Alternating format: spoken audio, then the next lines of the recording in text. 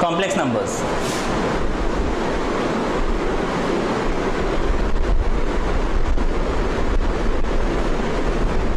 हम देखो इस कॉम्प्लेक्स नंबर्स को पहले हम इसके कॉन्सेप्ट को समझते हैं, ये कॉम्प्लेक्स नंबर क्या है।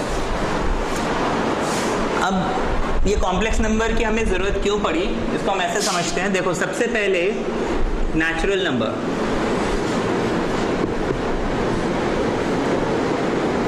नेचुरल नंबर हमने बनाया और बोला कि भाई कोई भी काउंटिंग करनी है तो हमें 1 2 3 4 5 6 ऐसे ही नंबर चाहिए। मैं पूछूंगा कितने आदमी हैं, 1 2 3 4 5 ऐसी काउंटिंग करते हैं ना। या फिर इस बैग में सिक्के कितने हैं तो 1 2 3 4 5 ऐसे काउंट करोगे। यहाँ पे बुक्स कितनी है तो वो हमेशा आप काउंटिंग 1 से ही स्टार्ट करते हो ना, कभी 0 1 2 3 4 तो काउंट नहीं करते हैं। तो हमें काउंटिंग में 1 से स्टार्टिंग करना था बोल के हमने नेचुरल नंबर बनाया, ठीक है। अब नेचुरल नंबर के बेसिस पे हमने काउंटिंग तो कर ली, लेकिन एक प्रॉब्लम आई जहां पे हम फंस गए। वो प्रॉब्लम ये था कि नेचुरल नंबर अगर सिर्फ होता तो मैं 5 - 5 को क्या डिफाइन करता, है ना, कि भाई इस रूम में मान लो 50 लोग बैठे हैं और ये 50 लोग बाहर चले गए तो कितने बचे। अब नेचुरल नंबर में उस क्वेश्चन का आंसर तो नहीं है ना, क्योंकि नेचुरल नंबर की शुरुआत ही 1 से है। तो हमने फिर एक नया नंबर डिवाइस किया विच इज होल नंबर। इस होल नंबर जो है, नेचुरल नंबर क्या होता है 1 2 3 अप टिल इंफिनिटी, कोई भी नंबर। होल नंबर होता है 0 1 2 3 अप टिल इंफिनिटी। तो होल नंबर ने इस प्रॉब्लम को सॉल्व कर दिया, है ना, कि 5 - 5 क्या होगा, 0 होगा। फिर हमने देखा कि जितने भी नेचुरल नंबर है ये होल नंबर के अंदर आते हैं, लेकिन सारे होल नंबर नेचुरल नंबर हैं नहीं, 0 जो है ये नेचुरल में नहीं आता। इसके बाद होल नंबर से चलो हमारा काम चल गया, लेकिन हम एक और सिचुएशन में फंसे। वो सिचुएशन ये था कि 3 - 5 अगर कभी मुझे मिला तो मैं इसको क्या डिफाइन करूं। देखो 5 - 3 तो मैं डिफाइन कर सकता हूं होल नंबर या नेचुरल नंबर के अंदर, लेकिन 3 - 5 तो इस प्रॉब्लम को खत्म करने के लिए हमने एक नया number system which is integers ये डिफाइन किया, जिसमें हमने बोला कि 0 से लेके all positive numbers and all negative numbers ये सारे के सारे इंटीजर्स में आते हैं। अब इंटीजर्स में ये प्रॉब्लम सॉल्व हो गई कि भाई 3 - 5 इज -2 जो कि इंटीजर है। इसके बाद इंटीजर ने हमारी ये प्रॉब्लम तो सॉल्व कर दी, लेकिन आगे फिर हम एक और जगह फंस गए, है ना। क्वेश्चन सॉल्व करते करते एक जगह फंस गए कि 3/2 मैं क्या डिफाइन करूंगा, है ना, या फिर 5/6 में क्या डिफाइन करूंगा, यहां पे फंस गए। तो फिर अब क्योंकि इसको मैं नेचुरल नंबर, होल नंबर और इंटीजर के बेसिस पे डिफाइन नहीं कर सकता, तो हमने एक नया नंबर डिफाइन कर दिया जिसको रैशनल नंबर बोलते हैं, है ना। रैशनल नंबर ये आप लोग ने छोटी क्लास में किया हुआ है। Any number that can be expressed in the form of P/Q where P and Q are integers and Q is any number except 0, ठीक है। तो हमने रैशनल नंबर डिफाइन कर दिया। अब रैशनल नंबर से चलो काफी हद तक हमारा काम आसान हो गया, बहुत सारे कैलकुलेशंस हम कर पाए, लेकिन हमारे सामने एक सिचुएशन फिर आ गई, वो ये कि x² = 2, तो x की वैल्यू कितनी होगी। अब इसकी वैल्यू मैं P/Q के फॉर्म में नहीं लिख सकता, तो फिर हमने एक और नंबर डिफाइन किया, इर्रेशनल नंबर।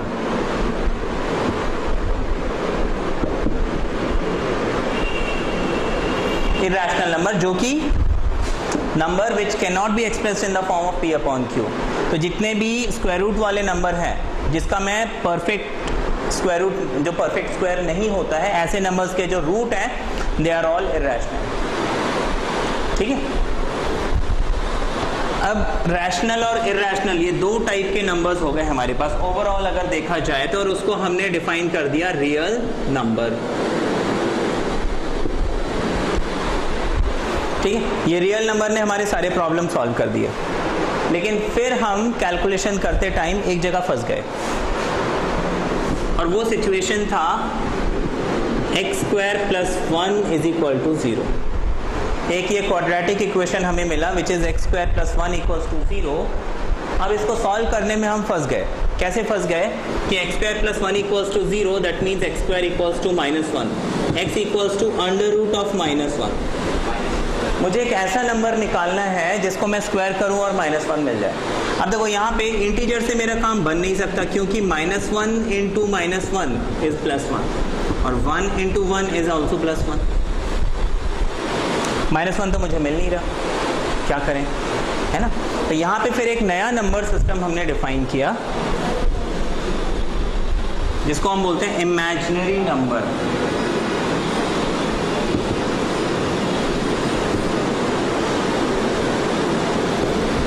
इमेजिनरी नंबर, और इमेजिनरी नंबर बेसिकली इसको हम, ये जो टिल्टेड आई है इटैलिक्स में, iota, this is Greek alphabet, iota बोलते हैं इसको, है ना। I stand for imaginary unit, और इस आई को हमने डिफाइन कर दिया, this I is under root of -1, और इसकी एक प्रॉपर्टी हमने डिफाइन की कि I square should be -1, I is under root -1 and I square is -1, है ना। ये प्रॉपर्टी हमने डिफाइन की, और इस नंबर को मैंने बोला imaginary, this I is what, imaginary unit. Unit का मतलब होता है 1, ठीक है ना। अब इससे देखो ये जितने भी -1 वाले प्रॉब्लम है ये सॉल्व हो गए। जैसे आपको बोला X square plus 4 equals to 0, that means x square equals to -4, that means X equals to under root -4। इसको मैं लिख सकता हूँ under root of 4 into under root of -1, this is 2, and under root -1 is what, I, तो इसको आप 2i लिख सकते हो, ठीक है। ये हमने लिख लिया। तो ये तो हमने इमेजिनरी नंबर डिफाइन कर दिया। अब अगर मैं इसको स्क्वायर करना चाहता हूँ, 2i का स्क्वायर, तो हो जाएगा 2 स्क्वायर इंटू आई स्क्वायर।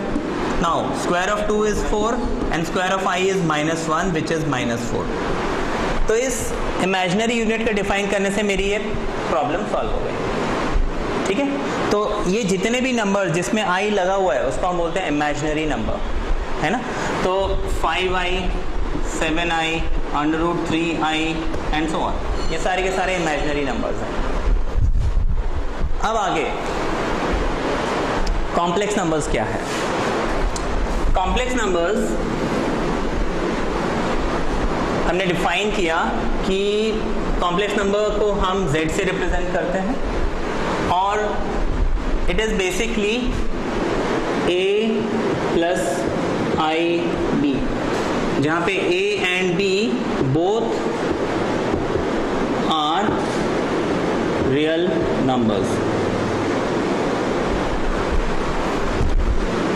जैसे z equals to 2 plus 3i, ये कॉम्प्लेक्स नंबर है। तो कॉम्प्लेक्स नंबर में बेसिकली होगा क्या, एक रियल नंबर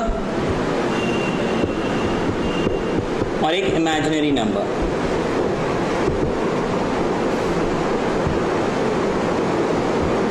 ठीक है, तो real number plus imaginary number equals to complex number. इतना क्लियर है, इसमें कोई डाउट है? तो इतना तो समझ में आ गया कि कॉम्प्लेक्स नंबर क्या है, real number plus imaginary number. अब आगे हम देखेंगे, हम इसके बेसिक डेफिनेशंस, टर्म्स वगैरह कर रहे हैं।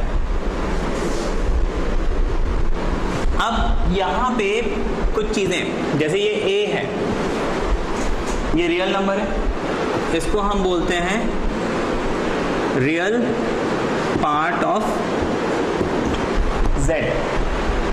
और ये जो b है, ध्यान रखना b बोला मैंने, आई बी नहीं बोला, ठीक है। b is imaginary part of z। लिखते कैसे हैं, हम लिखेंगे आर ई जेड, मतलब real part of z is a I am z, यानी imaginary part of z, and that is b। ठीक है, तो कॉम्प्लेक्स नंबर्स हम z से रिप्रेजेंट करते हैं, उसके रियल पार्ट को हम आर ई जेड ऐसे रिप्रेजेंट करते हैं, इमेजिनरी पार्ट को आई एम जेड ऐसे रिप्रेजेंट करते हैं। ठीक है, ये क्लियर है? इसके बाद रब करें इसे।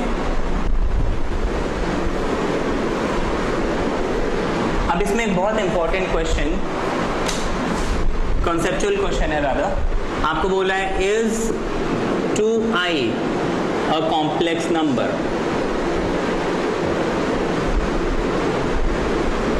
एंड इज, ठीक है ना, इज 5 ए कॉम्प्लेक्स नंबर। ये दो क्वेश्चन है आपके पास। अब इनके आंसर्स क्या होंगे? क्या ये दोनों कॉम्प्लेक्स नंबर है? क्या ये 2i कॉम्प्लेक्स नंबर है? कैसे 2i कॉम्प्लेक्स नंबर है? रियल पार्ट कहाँ है? इसको हम 0 + 2i लिख सकते हैं, और ये जो 0 है ये रियल पार्ट हो गया, ये 2 जो है ये इमेजिनरी पार्ट हो गया। 5 इसको हम 5 + 0i ऐसे लिख सकते हैं, है ना। आपको a और b क्या है? कोई भी नंबर बोले, it can be any number, 0 के ऊपर कोई रिस्ट्रिक्शन तो नहीं है ना। ये आपका रियल पार्ट हो गया और ये आपका इमेजिनरी पार्ट। तो अगर आपको पूछा जाए कि क्या 5 कॉम्प्लेक्स नंबर है, तो आप बोलोगे हाँ ये कॉम्प्लेक्स नंबर है।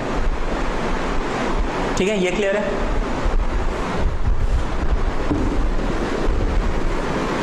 अब हम इसमें आगे देखेंगे, इसमें i के पावर्स को सॉल्व करना। अब i हमने क्या डिफाइन किया? √(-1). अच्छा, i² क्या है? -1। मैं i³ निकालना चाहता हूं। i³ को हम i² × i ऐसे लिख सकते हैं। अच्छा, i² कितना है? -1। इसको हम -i लिख सकते हैं। तो i³ की वैल्यू मुझे कितनी मिल गई? -i मिल गई। अच्छा, i पावर 4 निकालते हैं, ये हो जाएगा i² × i²। i² कितना है? -1, और i² कितना है? -1। -1 × -1 होता है +1, तो हम इसको +1 लिख सकते हैं। i5 मुझे निकालना है, ये हो जाएगा i power 4 × i which is 1 × i and that must be i। तो हम इसको i लिख सकते हैं। i पावर 6 निकालना है मुझे, तो मैं इसको i पावर 4 × i² लिख सकता हूँ। i4 कितना है? 1, और i² कितना है? -1, तो 1 × -1 मिल गया। i पावर 7 इसको आप i पावर 4 × i पावर 3 लिख सकते हो ऐसा। i पावर 4 कितना है? 1, और i पावर 3 है -i। अब इन दोनों को मल्टीप्लाई करोगे, क्या मिलेगा? -i। यहाँ पे देखो एक पैटर्न मिल रहा है हमें। देखो यहाँ i था, फिर -1 मिला, फिर -i मिला, फिर 1 मिला, फिर i मिल गया फर्स्ट टर्म, फिर -1 मिला, फिर -i मिला, फिर i पावर 8 आपको क्या मिल जाएगा? वापस 1 मिल जाएगा। तो ये बेसिकली जो 4 टर्म्स है i, -1, -i और 1, यही रिपीट हो रहे हैं बार बार, है ना।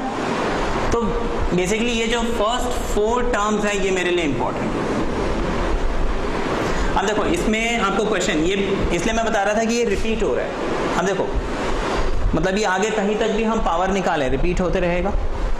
आपको क्वेश्चन ऐसे बोल सकते हैं i पावर 23 निकालो, तो मैं ऐसे निकाल सकता हूँ 4, 5, 6, 7, 8, 9, 10, 11 ऐसे 23 तक करूंगा, मेरे को कुछ ना कुछ आंसर मिलेगा, है ना। लेकिन वो आंसर इन 4 में से कोई एक हो सकता है। अब मैं 23 तक ऐसे एक्सपैंड कर करके करूँ, वो तो टाइम कंज्यूमिंग है। इसका शॉर्टकट तरीका देखो, हम इस 23 को 4 से डिवाइड करेंगे। अब 4 से ही क्यों? क्योंकि 4 पे ये क्या बन जाता है? 1, और 1 का एक एडवांटेज है, 1 की कितनी भी पावर 1 ही होती है, तो इस वजह से हम 4 से डिवाइड करते हैं। ठीक है, किसी और नंबर से डिवाइड करके भी आंसर निकाला जा सकता है, लेकिन 4 में हमारा काम सबसे इजी हो जाएगा। अब 4 5s are 20, the remainder is 3। हमें रिमाइंडर को अब कुछ नहीं करना है, मैं इस 23 को लिख सकता हूँ i पावर 4 × 5 एंड प्लस, है ना, ये तो आपने पढ़ा है quotient into divisor plus remainder, है ना। डिवीजन एल्गोरिथम में ये पढ़ा है आपने, 9th या 10th में किसी क्लास में है। अब आगे क्या करेंगे? अच्छा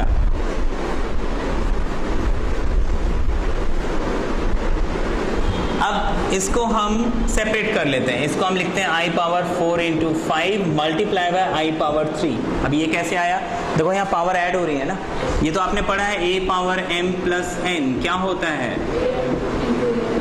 तो हमने उस रूल से इसको स्प्लिट कर दिया। अब मैं इस 4 इंटू 5 के बजाय अगर यहाँ ब्रैकेट लगा दूं, क्या ये गलत है, क्योंकि ये भी आपने पढ़ा है a power m power n is a power m multiply n। अब i पावर 4 कितनी होती है 1, अब 1 की पावर 5 1 ही रहेगा। i क्यूब की वैल्यू बस मुझे ध्यान रखनी है, i क्यूब कितना था माइनस i, तो ये आपको आंसर मिल गया माइनस i। सिंपल है ना। तो कोई भी पावर दी हो, अगर 23 के बजाय 2 3 3 4 भी दिया हो तो आप 4 से डिवाइड करो, है ना, और आपका आंसर आ जाएगा। अच्छा, इसमें फिर आपको एक तरीका मैं बता दूं, जो रिमाइंडर है आप हमेशा किससे डिवाइड करते हो 4 से। अगर आपको रिमाइंडर 0 मिलता है तो आपका आंसर 1 आएगा, अगर आपको रिमाइंडर 1 मिलता है तो आपका आंसर i आएगा, अगर रिमाइंडर 2 मिलता है तो आपका आंसर -1 आएगा, और अगर रिमाइंडर 3 मिलता है तो आपका आंसर -i आएगा। इसके अलावा आपको कोई रिमाइंडर नहीं मिल सकता।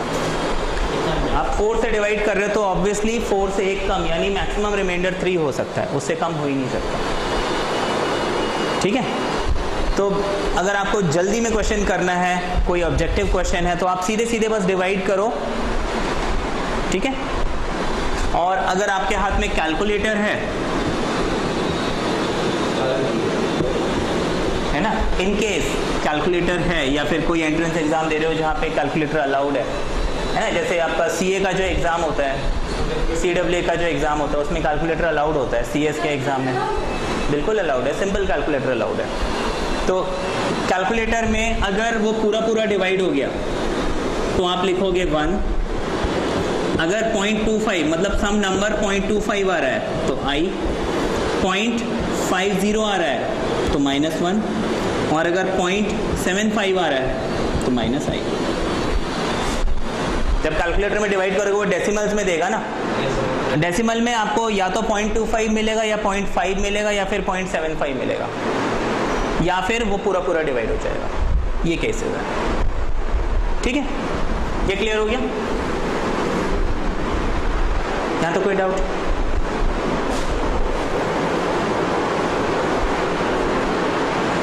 अब यहाँ पे आपको एक क्वेश्चन दिया हुआ है i पावर -2 4 1, क्या हम इसको कर सकते हैं?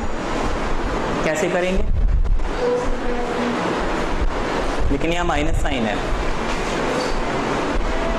उससे कोई फर्क पड़ता है? देखो माइनस साइन है, आप इसको 1 लिख लीजिए ना, अब वापस वही करना है, 4 से डिवाइड करो, है ना, सिंपल है।